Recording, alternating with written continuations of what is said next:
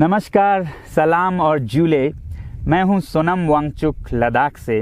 आप में से कुछ लोग हमें जानते होंगे हमारे शिक्षा सुधार के कामों के बारे में, या फिर पर्यावरण के काम में आइस स्तूपा, आर्टिफिशियल ग्लेशियर जैसे कामों के लिए, या फिर आई लिव सिंपली जैसे ग्लोबल मूवमेंट्स जो कि सादा जीवन अपनाकर क्लाइमेट चेंज को रोकने के लिए लोगों को प्रेरित करती है। मगर दोस्तों, आज मैं इन चीज़ों के बारे में नहीं बल्कि आप लोगों को एक बहुत ही ज़रूरी संदेश देने के लिए आया हूं, जो कि चीन और भारत के बीच अभी जो टकराव और तनाव की स्थिति बनी है, इसके बारे में आपकी क्या जिम्मेदारी है। मैं लद्दाख में हूं और आप देख रहे हैं सिंधु नदी को बहते हुए यहाँ, और वो जो पहाड़ियाँ हैं उनके पीछे नुब्रा और चांगतांग के वो इलाके हैं जहाँ पर ये तनाव बढ़ता जा रहा है। हज़ारों सैनिक वहाँ ले जाए जा चुके हैं। सुनने में आया है चीनी वायुसेना के जहाज़ भी वहाँ तैनात किए गए हैं, और 1 घंटे पहले भारतीय वायुसेना के जहाज़ भी मेरे ऊपर मंडरा रहे थे। सामान्यतः जब सीमा पर तनाव होता है तो हम आप जैसे नागरिक ये सोचकर सो जाते हैं रात को कि सैनिक इसका जवाब दे देंगे। मगर मैं आज आप लोगों को ये ज़रूरी बात बताना चाहता हूँ कि इस बार सिर्फ सैनिक जवाब नहीं, दो तरफा जवाब हो और उसमें नागरिक जवाब भी हो। तो आप जैसे नागरिक दिल्ली, मुंबई और बेंगलोर और अनेक शहरों से क्या कर सकते हैं इसमें, ये समझने के लिए पहले हमें समझनी होगी चीन की ये हरकत और वो ऐसा क्यों कर रहा है। आपने देखा होगा कि ये सिर्फ भारत के साथ नहीं हो रहा है, बल्कि पिछले कई हफ्तों से चीन ये दक्षिण चीनी सागर में वियतनाम, ताइवान और अब हांगकांग के साथ भी छेड़खानी कर रहा है।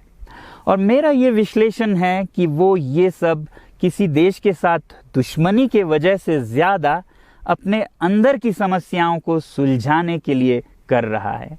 आज चीन को सबसे बड़ा डर है तो अपने जनता से डर है। उनकी 140 करोड़ की आबादी, जो कि एक बंधुआ मजदूर की तरह बिना मानवाधिकारों के चीनी तानाशाह सरकार के लिए काम करते हैं और उसे धनी बनाते हैं।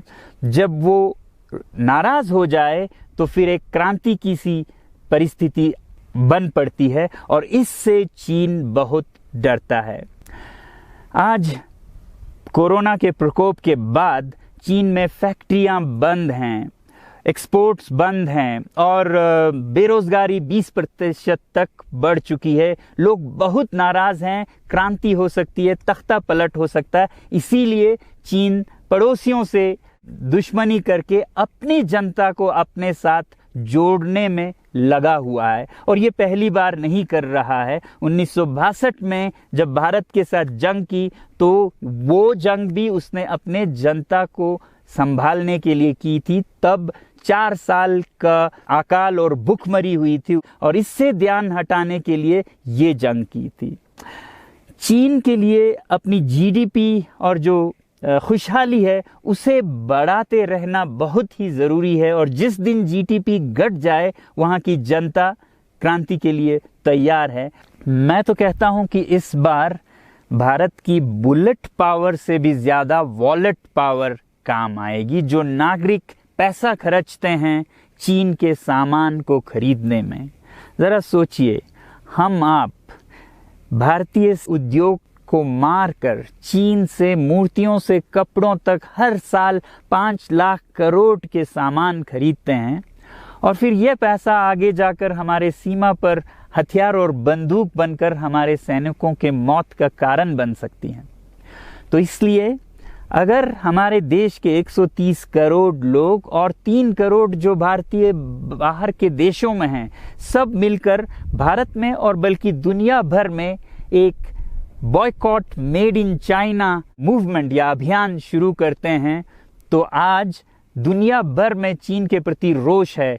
हो सकता है कि सारी दुनिया साथ आए और इतने बड़े स्तर पर चीनी व्यापार का बॉयकॉट हो कि चीन को जिसका सबसे बड़ा डर था वही हो, यानी कि उसकी अर्थव्यवस्था डगमगाए और उसकी जनता रोष में आए, विरोध और तख्ता पलट।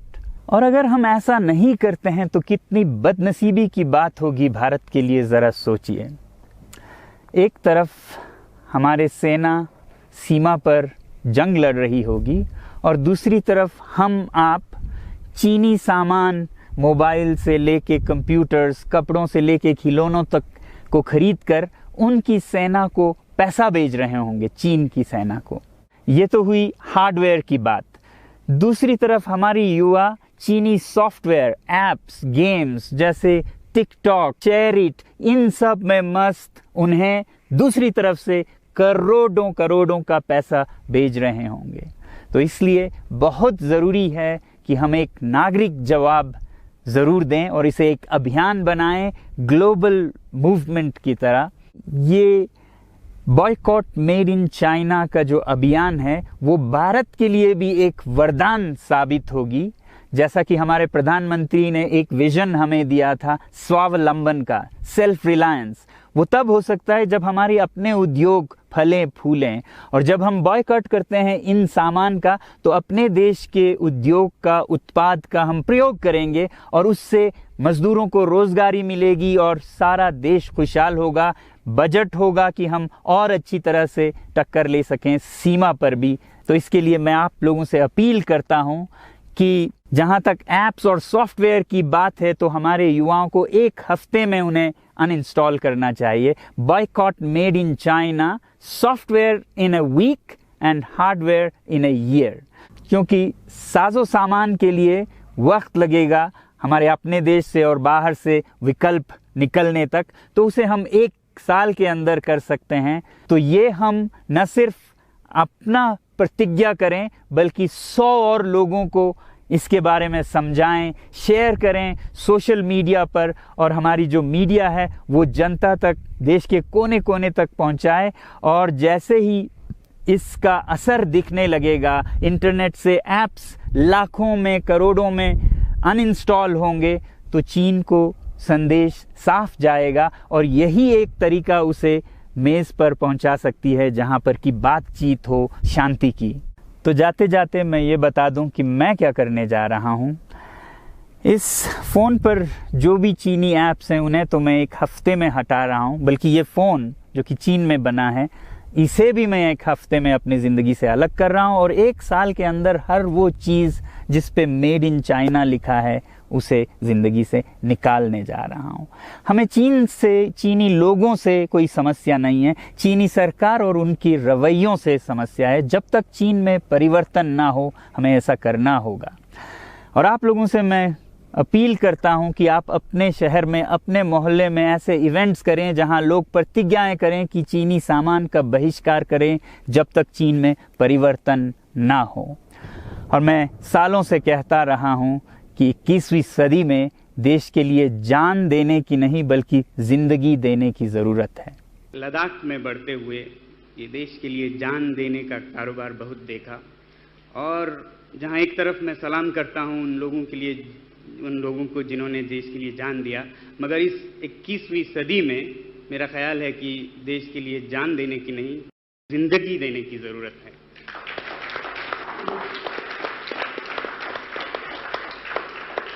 तो आप भी निभाइएगा अपना रोल। जय हिंद।